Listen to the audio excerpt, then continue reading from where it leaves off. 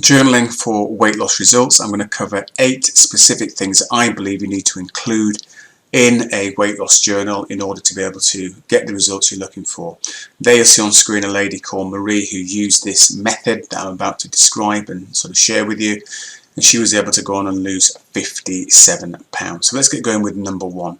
First thing then is looking at the end goal. The end goal is a healthy lifestyle. It's not about just losing weight, because let's be honest, you can do any number of things to lose weight. You can do some sort of dramatic diet program or mindset program with diet or exercise, and then at the end of it you end up piling all the weight back on again because you haven't created a lifestyle. So the idea behind, in my opinion, a journaling for weight loss is so that you can create that blueprint that gives you an idea of how you can have a lifestyle that enables you to lose the weight, but more importantly a lifestyle that allows you to stay within a healthy weight range.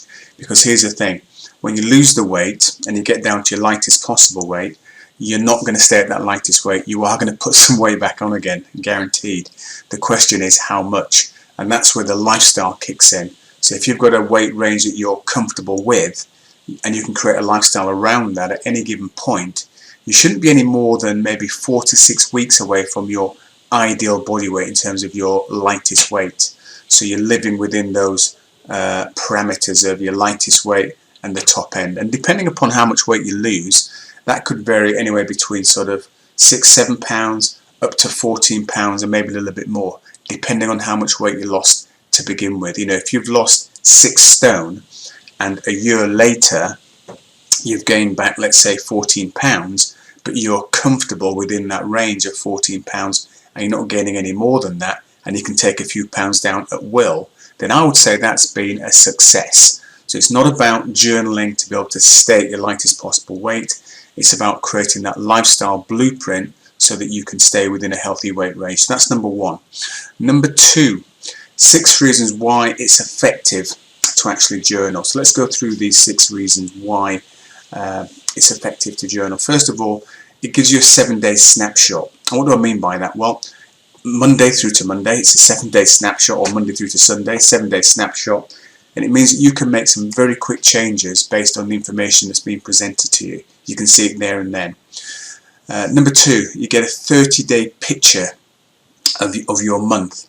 Now that's going to be a little bit more interesting in terms of habitual habits that you have, because over the course of a week you can make a couple of errors, mistakes, call them what you will, and make adjustments. But over the course of a month you're going to see more of a pattern of behaviour and where you can make improvements and where you're doing well and where you're not doing as well.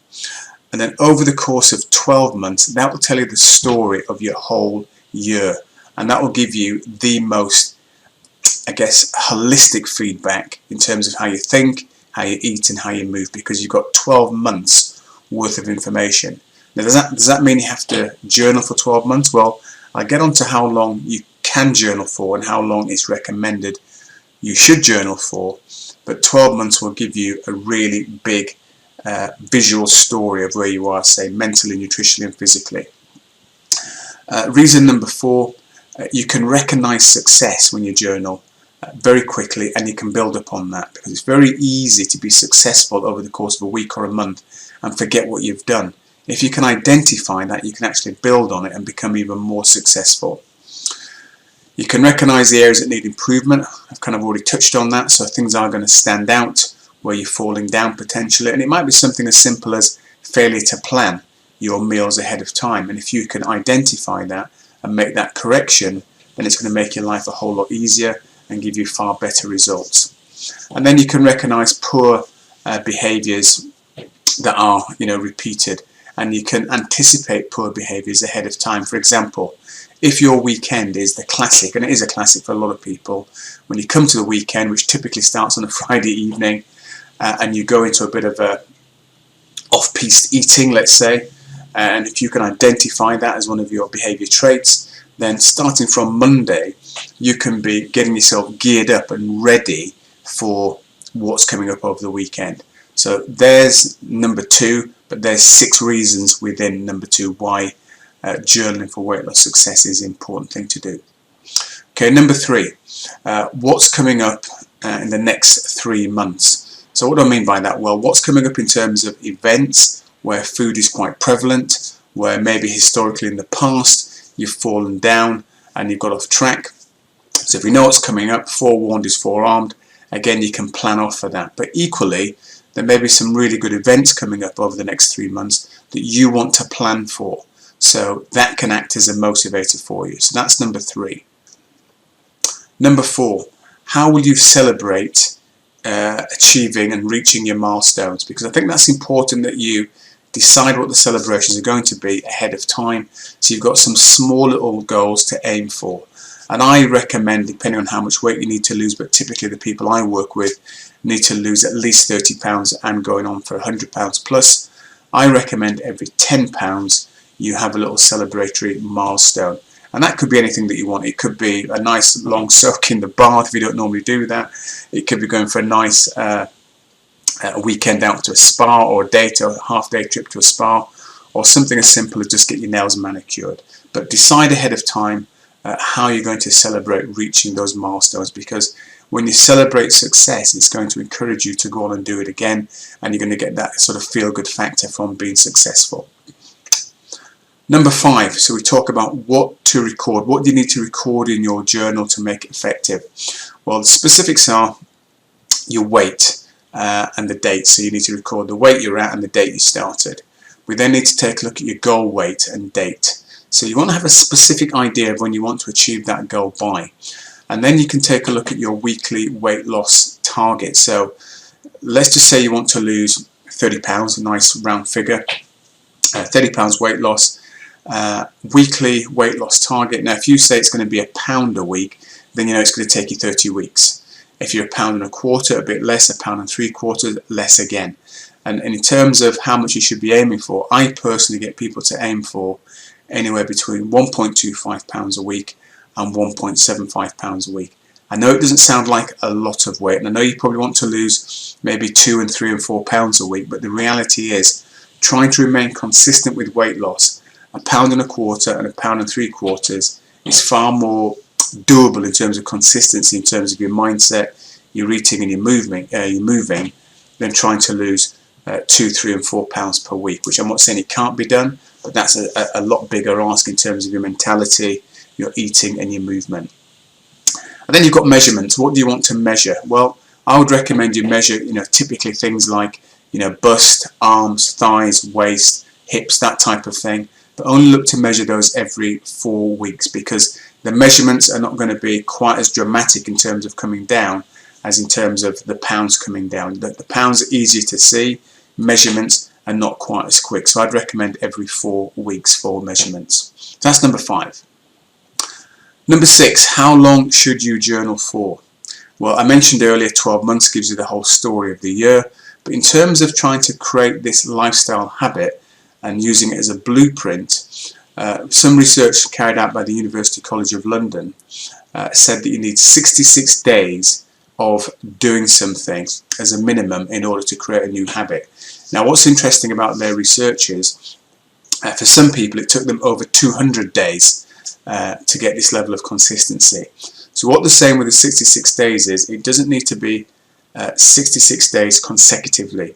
It can be in blocks of, for example, 15 days of doing really good stuff, really being on it. Then you might have a day or two where you're not quite on it, then you get back on it again for another 15 days.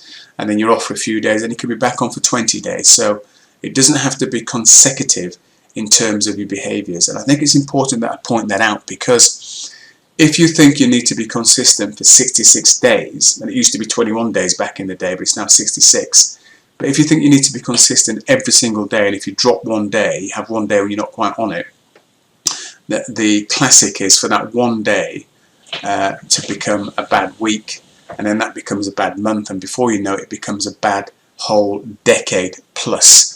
And I've worked with people who have done that and had decades in the wilderness because of one bad day, if you were to trace it back. For some people, it's literally one bad meal can set them off. So 66 days, but it doesn't need to be 66 days consecutively. It can be, blocks of a significant number of days. So that's how long you need to journal for.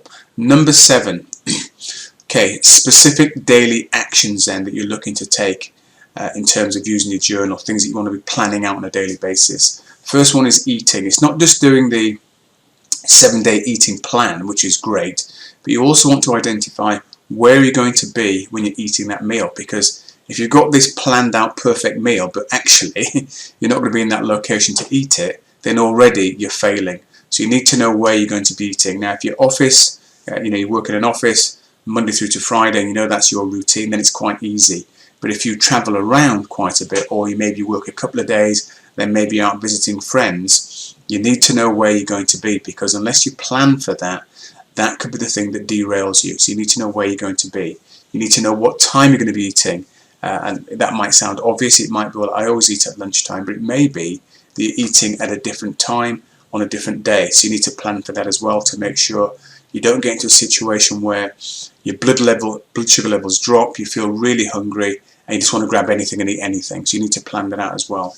And also any events that may be coming up throughout the course of the week, you need to plan for those as well, so you're not caught out. If it's a plan out at a restaurant, can you look ahead and plan ahead and get the menu so you know what you're going to have? If it's a meal at a friend's house and you know they cook rather extravagantly and rich in terms of calories and not that great in terms of nutrition, how are you going to plan for that? How are you going to offset for that? So it's just planning ahead. And then exercise really is exactly the same as planning for your food.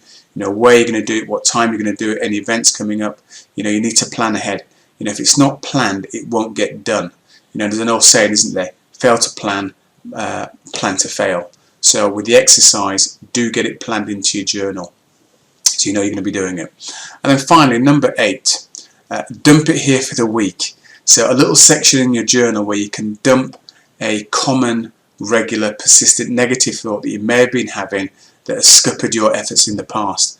And this is where you need to be really honest with yourself, and just, if you tend to beat yourself up and you say things like, for example, I'm too old, or I've got no willpower, I've got no discipline, I always fail. If you've got that repeated kind of negative self-talk, whatever it is, that statement, put it down in your journal and then realise that's what you've done. But then for this 7 days, just 7 days, you're going to dump it and not allow it just to keep resurfacing over and over again. So those are the 8 things that I think need to be included in a weight loss journal.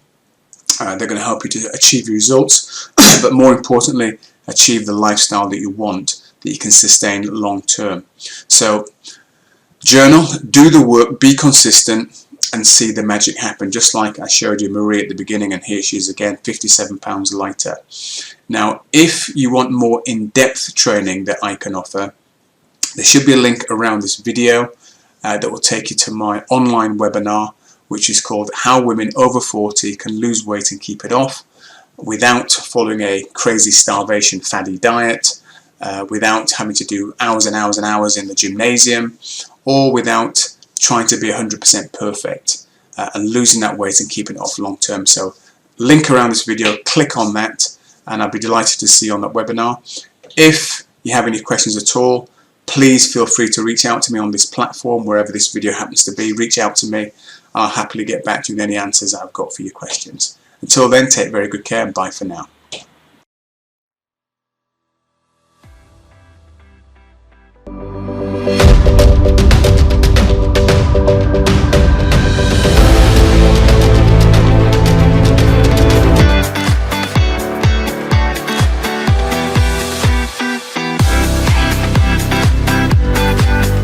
It wasn't a magic bullet. This for me has been life-changing, and it doesn't feel like a flash in the pan.